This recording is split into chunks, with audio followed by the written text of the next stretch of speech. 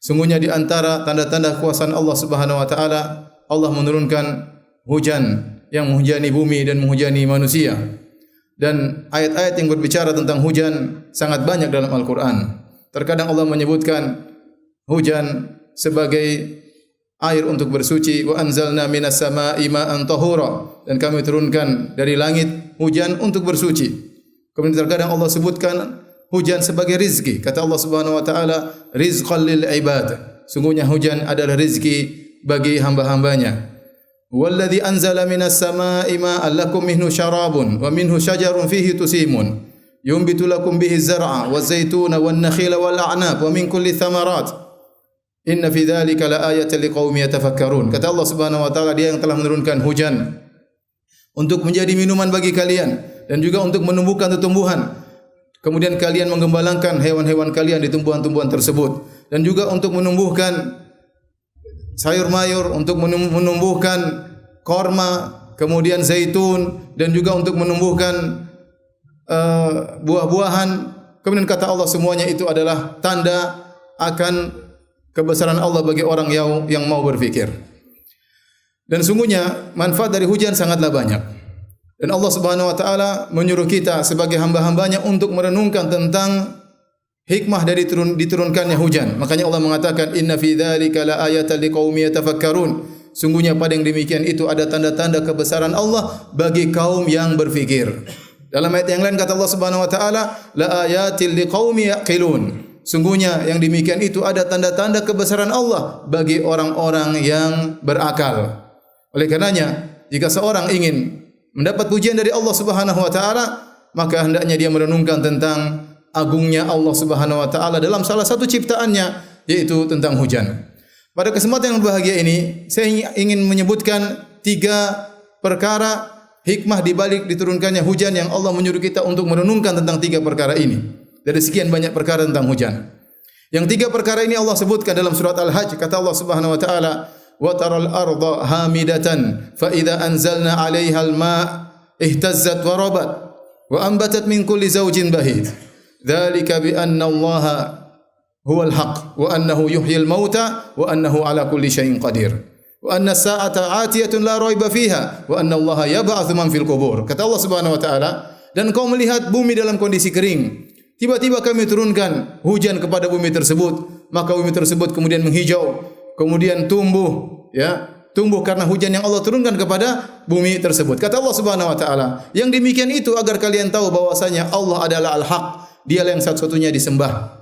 Kemudian bahwasanya Allah menghidupkan yang mati, wa annahu ala kulli syai'in qadir, dan yang ketiga bahwasanya Allah Maha Kuasa atas segala sesuatu, dan bahwasanya hari kiamat akan tiba tanpa ada keraguan padanya, dan sungguhnya Allah membangkitkan manusia dari kuburannya.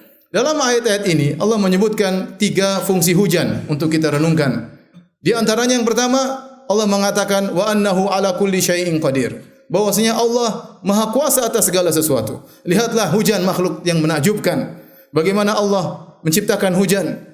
Alam tara anna Allah yusji sahaban thumma yu'allifu bainahu thumma yaj'aluhu rukaman fataral wadqa yakhruju min khilalihi wa yunazzilu minas samaa'i min jibal. Tidakkah kau lihat bagaimana Allah menggiring awan, kemudian Allah kumpulkan awan-awan tersebut menjadi satu, kemudian Allah menumpuk awan tersebut menjadi bertumpuk-tumpuk, bahkan sebagian awan tinggi seperti gunung. Kalau kita naik pesawat kita bisa lihat bagaimana awan tersebut sangat tebal, bahkan sebagian awan begitu tebal seperti gunung. Kemudian Allah turunkan hujan dari awan tersebut biqadarin, sesuai dengan ukuran yang Allah kehendaki pada tempat yang Allah kehendaki. Kemudian Allah turunkan hujan tersebut dengan rasa yang tawar, tidak asin. Kata Allah Subhanahu wa taala, afara'aitumul ma'a alladhi tashrabun a antum anzaltumuhu minal muzni am nahnul munzilun law nasha'u ja'alnahu ujajan falawla tashkurun.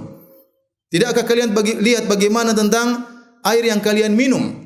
Apakah kalian yang menurunkannya dari langit ataukah kami yang menurunkannya? Kalau kami berkehendak, kami jadikan air hujan tersebut menjadi asin. Kenapa kalian tidak bersyukur kepada Allah Subhanahu wa taala? Lihat hujan tersebut tawar. Kalau asin maka binasalah kita. Kemudian hujan tersebut turun dalam bentuk butiran-butiran. tidak turun dalam langsung bentuk kumpulan air seperti danau yang turun ke atas muka bumi, maka akan binasalah manusia. Semuanya berjalan dengan kekuasaan Allah Subhanahu wa taala, dan yang bisa melakukan ini hanya Allah Subhanahu wa taala. Wa annahu ala kulli syai'in qadir. Sungguhnya Allah Subhanahu wa taala maha kuasa atas segala sesuatu.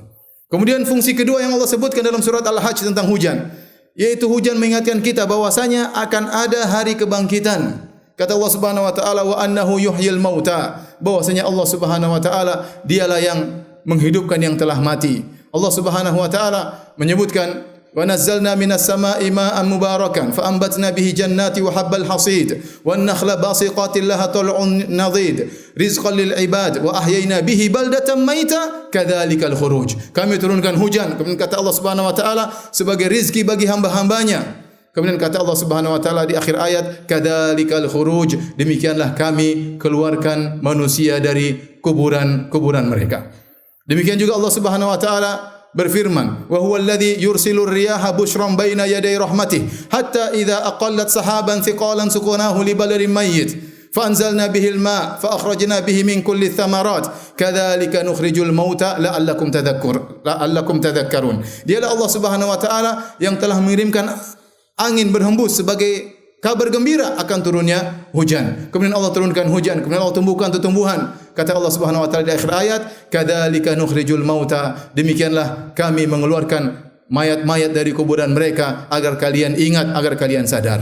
Dengan turunnya hujan kita lihat bumi yang tadinya kering tiba-tiba bisa hidup kembali, untuk mengingatkan kita bahwasanya kita yang sekarang sedang hidup suatu saat akan meninggal dunia dan pasti akan dibangkitkan oleh Allah Subhanahu wa taala. Kata Allah, wa anna sa'ata atiyatun la raiba fiha wa anna Allah yab'atsu man fil qubur. Sungguhnya hari kiamat pasti terjadi, tidak ada keraguan di dalamnya, dan bahwasanya Allah Subhanahu wa taala akan bangkitkan manusia dari kuburannya untuk dimintai pertanggungjawaban atas apa yang mereka lakukan selama ini.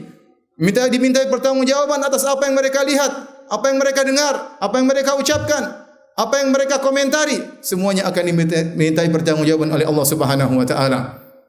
Di antara fungsi yang terpenting bagi kita tatkala kita merenungkan tentang turunnya hujan adalah kita sadar bahwasanya dzalika bi anna Allahu wal haq, bahwasanya Allah itu adalah al-haq. Dialah satu-satunya yang berhak untuk disembah. Adapun selain Allah tidak bisa disembah. Yang bisa disembah hanyalah yang bisa mengatur hujan, yang menurunkan hujan, yang menghentikan hujan. Dialah satu-satunya yang bisa melakukan itu seluruhnya. Makanya setelah Allah menyebut tentang hujan, Allah mengatakan dzalika bi anna Allahu wal haq. Hal itu karena Allah adalah al-haq, satu-satunya yang benar, yang berhak disembah. Dalam ayat yang lain juga Allah sebutkan dalam surat Al-Baqarah, kata Allah Subhanahu wa taala, wa ilahukum ilahu wahidun la ilaha illa huwar rahmanur rahim. Dan Tuhan kalian adalah Allah Subhanahu wa taala, ilah yang satu, Tuhan yang esa, yang Maha Pengasih lagi Maha Penyayang. Kemudian Allah sebutkan dalilnya, Allah menyebutkan inna fi khalqis samawati wal ardi, seterusnya kata Allah, wa ma anzalna minas samaa'i mim ma'in. Dan apa yang Allah turunkan hujan dari langit sebagai bukti bahwasanya Dia ada Tuhan yang Maha Esa, yang satu-satunya berhak untuk disembah. Kemudian di akhir ayat kata Allah Subhanahu wa taala, la ayatil liqaumi yaqilun, yang demikian itu semuanya adalah tanda-tanda kebesaran Allah bagi orang-orang yang berakal.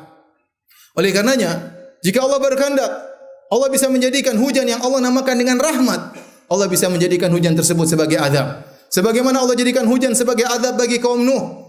Kata Allah Subhanahu wa taala, fa fatahna abwaabas samaa'i bima'in munhamir. Kami bukakan pintu-pintu langit dan kami turunkan hujan yang sangat keras. Untuk apa? Untuk membinasakan kaum Nuh karena mereka kufur kepada Allah Subhanahu wa taala. Bahkan kalau Allah berkehendak, Allah tidak turunkan hujan air dari langit, tetapi Allah turunkan hujan batu kepada orang-orang bermaksiat kepada Allah Subhanahu wa taala, sebagaimana Allah turunkan hujan batu ya kepada kaum Lut. Kata Allah Subhanahu wa taala, wa amtarna alaihim matara fasa'a matarul munzirin, dan kami turunkan kepada mereka hujan batu, dan sungguh buruk kesudahan orang-orang yang diberi peringatan oleh Allah Subhanahu wa taala. Maka tatkala kita melihat hujan turun dengan begitu derasnya, hendaknya kita ingat yang berhak untuk disembah hanyalah yang menurunkan hujan ini. Dan tatkala tidak turun hujan, maka kita minta kepada Allah Subhanahu wa taala. Sebagaimana dilakukan oleh saudara-saudara kita tatkala di Riau kemarin, di Pekanbaru kemarin, tatkala hujan lama tidak turun, sementara asap masih mengganggu mereka, maka mereka pun melakukan salat istisqa. Maka setelah itu sorenya pun hujan turun dan tidak berhenti-berhenti. Semua yang menurunkan hanyalah Allah Subhanahu wa taala.